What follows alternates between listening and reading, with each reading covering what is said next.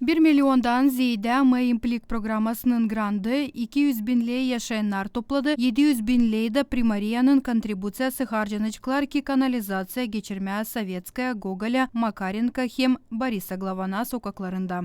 Большое внимание уделяем сегодня канализации и водоснабжению.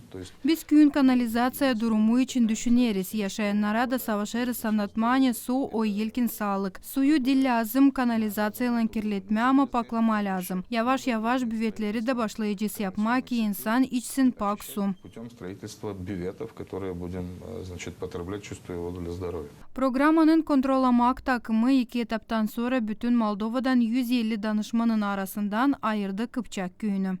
1,5 yıldan sonra bugün imzaladık projekte belli ettik, bütçete ayırdık sokakları nerede iş yapılacak. O ayrılmış sokaklar örnek başkasına da olacaklar. Bu programa Kıpçak köyüne başka da grant 65 bin Şveysariya franklarını getirecek ki genişlensin kanalizasya bağlantıları. Hem destekleyecek planları kommunal hizmetlerin yenilenmesinde. Marina Tapal, Vladislav Tabachuk, Maria Kazaku, GRT Haberler.